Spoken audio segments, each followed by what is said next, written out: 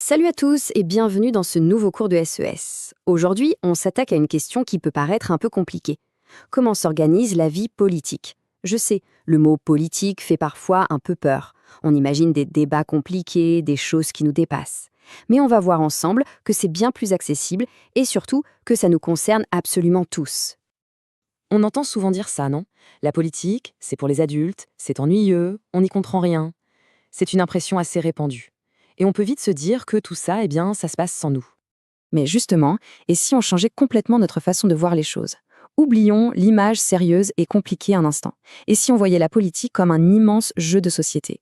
Un jeu à l'échelle d'un pays entier, avec ses propres règles, ses joueurs, ses équipes, ses stratégies, et un enjeu crucial, décider comment on vit ensemble. Avouez que, vu comme ça donne déjà un peu plus envie de s'y intéresser, non?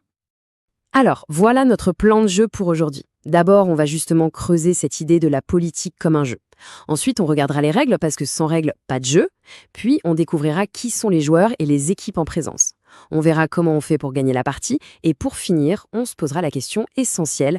Et nous, les jeunes, quelle est notre place dans tout ça? C'est parti!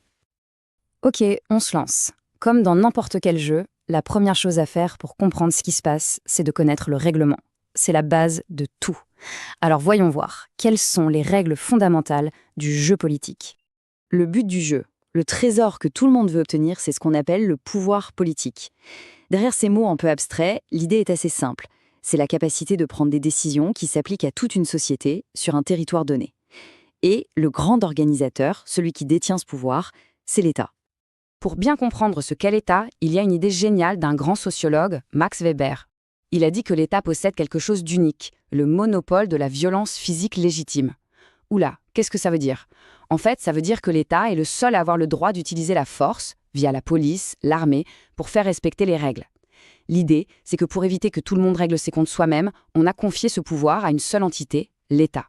C'est la condition pour que la société ne sombre pas dans le chaos.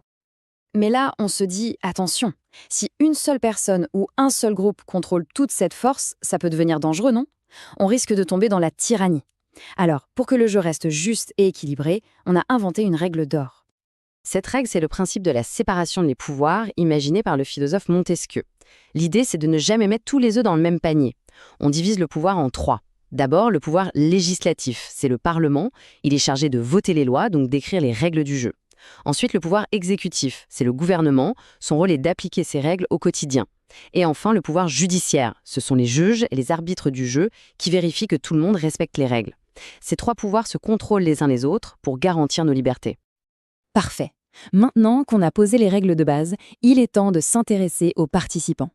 Qui sont les joueurs et les équipes qui s'affrontent sur ce grand terrain de jeu? Les équipes les plus connues, ce sont bien sûr les partis politiques. Leur objectif est très clair, remporter les élections pour pouvoir exercer le pouvoir et mettre en place leurs idées. Leur méthode? Ils élaborent un programme, une sorte de projet pour le pays, et ils sélectionnent des candidats pour porter leurs couleurs. Mais attention, il ne faut surtout pas croire que la politique, c'est juste un match entre les partis. Il y a plein d'autres acteurs très importants sur le terrain qui cherchent à influencer le cours du jeu. C'est ce qu'on appelle la société civile organisée. Alors, qui trouve-t-on dans cette société civile? Il y a deux grandes familles de joueurs. D'un côté, les syndicats, leur mission, c'est de défendre les intérêts des travailleurs. Ils négocient les salaires, les conditions de travail.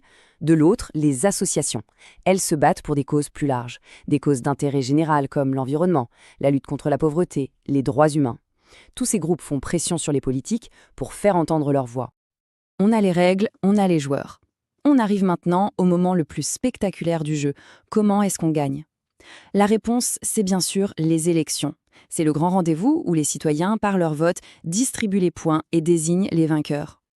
Mais là encore, la règle du jeu est absolument cruciale. Il y a deux grandes façons de compter les voix. La première, le scrutin majoritaire. C'est simple, le candidat ou la liste qui arrive en tête gagne le siège. C'est du tout ou rien. C'est efficace, mais ça peut complètement écraser les petits partis. La deuxième option, c'est le scrutin proportionnel. Là, on répartit les sièges en fonction du pourcentage de voix de chaque parti. Si un parti fait 10% des voix, il aura environ 10% des sièges. C'est plus juste en termes de représentation, mais ça peut créer de parlements très morcelés où c'est compliqué de gouverner. Et pour bien voir à quel point ça change tout, regardez ce graphique. C'est basé sur les résultats des élections législatives de 2017. À gauche, avec le scrutin majoritaire qui a été utilisé, le parti présidentiel a eu une majorité écrasante, tandis que le Front National a eu très peu de députés. Maintenant, regardez à droite. C'est une simulation. Si on avait utilisé le scrutin proportionnel, avec exactement les mêmes votes, le résultat serait totalement différent. Le parti présidentiel aurait beaucoup moins de sièges et le FN en aurait bien plus. C'est la preuve que la règle du jeu est déterminante. La leçon à retenir ici, elle est vraiment fondamentale. Le choix du mode de scrutin n'est jamais anodin. Il a un impact direct et massif sur le résultat final. En changeant la règle, on peut potentiellement changer le vainqueur du jeu. Bon, on a vu les règles, les joueurs, les stratégies pour gagner. Pour cette dernière partie, on va se poser une question qui nous concerne directement. Et les jeunes, dans tout ça, est-ce qu'ils participent au jeu? Si on regarde juste les chiffres du vote, la réponse pourrait sembler décourageante. Ce graphique montre l'abstention aux élections régionales de 2021. Le chiffre pour les 18-24 ans est énorme. 84% d'entre eux ne sont pas allés voter. C'est bien plus que la moyenne générale. On pourrait en conclure que les jeunes se désintéressent complètement de la politique. Mais attention, il ne faut pas s'arrêter à cette première impression. Des sociologues, comme Vincent Tiberget, nous proposent une autre lecture. Ils nous disent qu'au lieu de parler d'un déclin de la participation, il faudrait peut-être parler d'une transformation. En fait, l'idée, c'est que les jeunes ne désertent pas le jeu, mais qu'ils y jouent avec d'autres règles et sur d'autres terrains. Bien sûr, il y a le vote, mais participer à une marche pour le climat, signer une pétition en ligne, s'engager comme bénévole dans une association, ou même simplement partager des contenus militants sur les réseaux sociaux, tout ça, ce sont aussi des manières de faire de la politique. L'engagement prend aujourd'hui des formes plus directes, plus concrètes, et souvent centrées sur des causes précises. On arrive au bout de notre exploration. On a vu la politique comme un grand jeu avec ses règles, ses joueurs et ses stratégies. On a compris que les règles peuvent tout changer et que la manière de jouer évolue. Alors pour conclure, je vous laisse avec une question pour continuer à réfléchir. Si vous aviez le pouvoir de changer une seule et unique règle du jeu politique pour le rendre, selon vous, plus juste ou plus efficace, ce serait laquelle? La question est posée.